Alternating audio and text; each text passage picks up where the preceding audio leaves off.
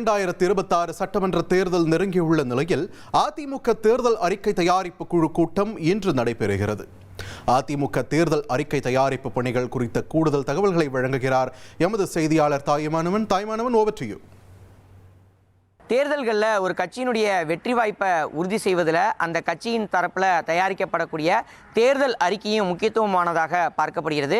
அந்த வகையில் 2026 சட்டமன்ற தேர்தல் என்பது நெருங்கி வரக்கூடிய சூழலில் அதிமுக தரப்பில் 2026 சட்டமன்ற தேர்தலுக்கான தேர்தல் அறிக்கையை தயாரிப்பதற்காக குழு என்பது அமைக்கப்பட்டிருக்கிறது.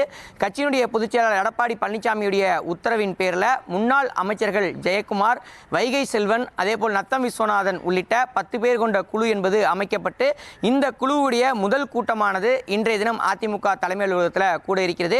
குறிப்பாக இந்த கூட்டத்தில் தற்போதைய திமுக அரசின் மீது தொடர்ந்து பலதரப்பட்ட மக்கள் வைக்கக்கூடிய குற்றச்சாட்டுகள் குறித்து விவாதிக்கப்பட இருக்கிறது.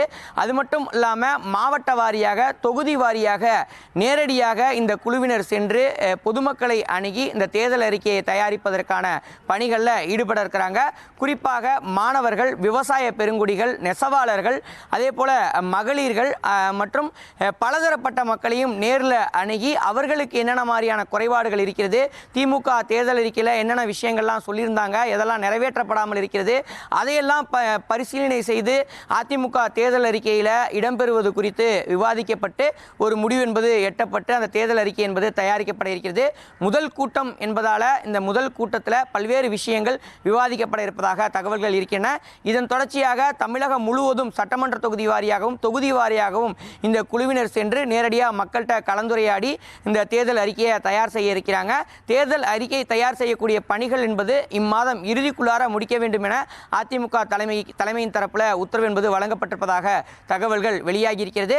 அது மட்டும் இல்லாமல் கடந்த கால அதிமுக ஆட்சியில் பல்வேறு திட்டங்கள் என்பது கொண்டு வரப்பட்ட நிலையில் தற்போதைய ஆட்சியில் அவை அனைத்தும் கைவிடப்பட்டிருக்கிறது. உதாரணமாக தாலிக்கு தங்கம் திட்டம், அதே போல மாணவர்களுக்கான மடிக்கணி கூட தற்போதுதான் வழங்குகிறார்கள் உள்ளிட்ட பல்வேறு திட்டங்கள் என்பது காலதாமதமாகவும் கிடப்பில் போடப்பட்டிருக்கக்கூடிய சூழலில் அந்த திட்டங்களுக்கு மீண்டும் உயிரோட்டம் கொடுப்பதற்கு அதிமுக தலைமை முயற்சித்திருக்கிறது. அதற்கான நடவடிக்கையும் இந்த தேர்தல் அறிக்கையின் வாயிலாக இடம்பெறும் என எதிர்பார்க்கப்படுகிறது.